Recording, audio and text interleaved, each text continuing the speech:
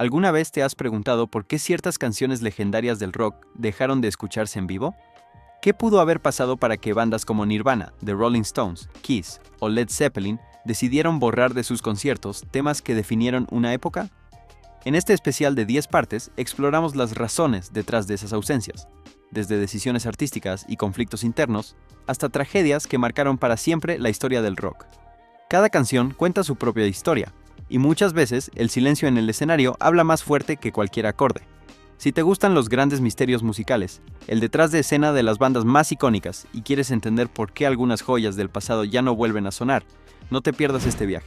Suscríbete, activa la campanita y dale like para que sigamos haciendo contenido así. Empecemos. Top 10. Kiss y Strutter. En el puesto número 10 de nuestro conteo se encuentra Strutter, uno de los himnos que ayudó a construir la leyenda de Kiss en los años 70. Con su riff inconfundible y letra atrevida, esta canción fue un pilar del show en vivo de la banda durante su etapa más salvaje y teatral. Sin embargo, desde mediados de los años 80, Strutter dejó de sonar en los conciertos. La razón principal fue una renovación de imagen. Tras el regreso con maquillaje en 1996, Kiss optó por un setlist centrado en sus mayores éxitos comerciales, dejando atrás temas considerados menos representativos de su nueva identidad. Aunque Gene Simmons y Paul Stanley siguen siendo figuras icónicas, han priorizado las canciones que mejor conectan con nuevas generaciones. Además, tocar Strutter podría evocar nostalgia entre los fanáticos clásicos, pero también un recordatorio de una época más descontrolada que prefieren no revivir. Su ausencia es un guiño al cambio de mentalidad dentro de la banda. Top 9. Sex Pistols y God Save the Queen. En el puesto número 9 de nuestro conteo está God Save the Queen, el explosivo himno punk que definió a los Sex Pistols y marcó una época. Lanzado en 1977 durante las celebraciones del Jubileo de Plata de la reina Isabel II, la canción fue un acto de rebeldía política y social. Con letras como God Save the Queen, The Fascist Regime, se convirtió en un grito de descontento contra la monarquía y el sistema. Pese a su impacto cultural, los Sex Pistols rara vez la tocan en sus shows modernos. Aunque han hecho excepciones, Johnny Rotten, ahora Lydon, ha expresado incomodidad al repetir algo tan ligado a una etapa que él mismo califica como manipulada por managers y medios. La banda era joven, polémica y controlada por Malcolm McLaren, quien orquestó gran parte de su imagen. Hoy, muchos años después, interpretarla puede sentirse como revivir un personaje que ya no representa quiénes son. Además, para nuevas audiencias o generaciones, su mensaje puede perder matices o ser mal interpretado. Por eso, aunque sigue siendo un clásico universal, prefieren dejarlo descansar en su contexto histórico. Top 8. Jimi Hendrix y Purple Haze. En el puesto número 8 de nuestro conteo está Purple Haze, uno de los himnos más icónicos del rock psicodélico. Lanzada en 1967, esta canción no solo definió la carrera de Jimi Hendrix, sino que también marcó un antes y un después en la historia de la guitarra eléctrica. Con su riff distorsionado, letras enigmáticas y solos revolucionarios, se convirtió en un pilar de sus shows en vivo. Sin embargo, aunque Hendrix siguió tocando fragmentos de la canción en jam sessions informales, desde mediados de los años 60 dejó de interpretarla como parte oficial de sus presentaciones. Una de las razones fue su constante búsqueda de evolución musical. Hendrix era un artista inquieto que rechazaba repetirse o caer en la monotonía. Quería explorar nuevas texturas, fusionar géneros y llevar el rock hacia territorios aún no descubiertos. Otro factor fue el desgaste de ser etiquetado únicamente por esa canción. Aunque fue su salto a la fama, también lo encasillaba ante críticos y audiencias. Él mismo llegó a expresar frustración por tener que tocarla noche tras noche, deseando mostrar su crecimiento como músico más allá de ese éxito inicial. Trágicamente, su muerte prematura en 1970 selló para siempre la posibilidad de una nueva versión en vivo. Hoy, Purple Haze sigue siendo sinónimo de revolución sonora, pero ausente de cualquier setlist moderno. Top 7. Prince y Controversy. En el puesto número 7 de nuestro conteo está Controversy, una canción que marcó un momento crucial en la carrera de Prince. Lanzada en 1981 como parte del álbum homónimo, esta pieza mezclaba funk, rock y política, con letras provocadoras sobre raza, religión, sexualidad y poder. Era un manifiesto sonoro de su visión artística sin límites. A pesar de su impacto, Prince dejó de tocar Controversy en sus conciertos después de mediados de los años 80. Una de las razones fue su necesidad constante de renovarse. Siempre miraba hacia adelante, rechazando repetir demasiado el repertorio clásico.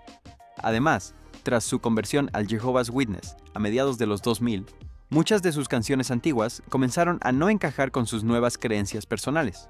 Controversy, con su crítica social y preguntas radicales sobre Dios y la sociedad, se alejaba del mensaje más espiritual que quería transmitir en sus últimos años. Aunque respetaba profundamente su obra, prefirió dejarla en el pasado. Su ausencia en los shows posteriores refleja cómo la evolución personal puede influir directamente en lo que un artista decide compartir en vivo. Top 6. The Doors y The End. En el puesto número 6 de nuestro conteo está The End, la épica y oscura pieza de más de 11 minutos que definió la profundidad artística de The Doors. Lanzada en 1967 como cierre de su álbum debut, esta canción era mucho más que una melodía. Era un viaje psicológico, una exploración lírica del amor, la muerte y el conflicto paterno-filial, con Jim Morrison entregándose completamente en cada presentación. Aunque se convirtió en uno de sus momentos más intensos en vivo, The End desapareció gradualmente de los shows después de 1970. La razón principal fue el deterioro físico y mental de Morrison, quien comenzó a rechazar ciertos temas por sentirse superados o demasiado cargados emocionalmente.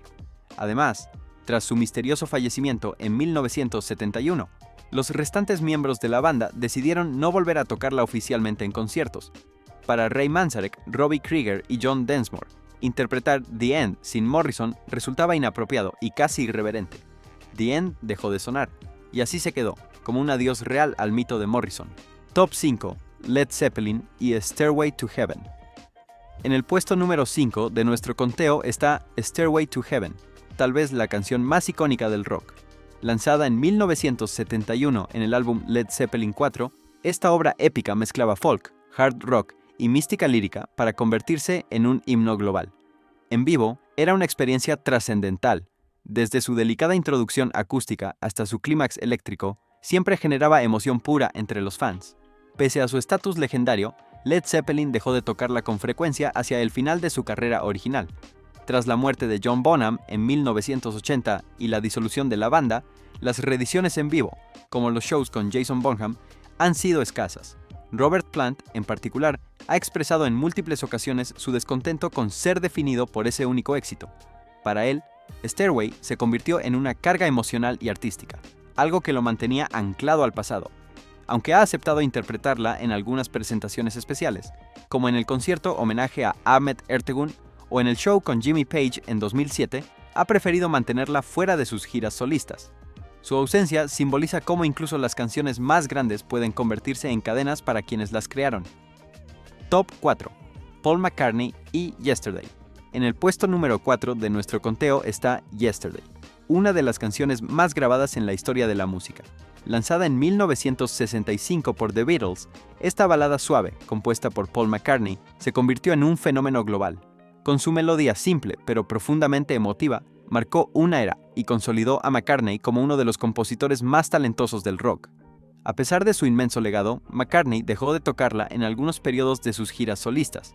Una de las razones fue su deseo de no quedar atrapado en el pasado. Aunque la interpreta ocasionalmente durante sus Freshen Up o Got Back Tours, ha decidido omitirla en ciertas etapas para enfocarse en material nuevo o menos explorado. También ha señalado que, tras décadas escuchándola, él mismo puede sentirse saturado con ella. Para un artista tan prolífico, es importante demostrar evolución y no repetir únicamente lo esperado.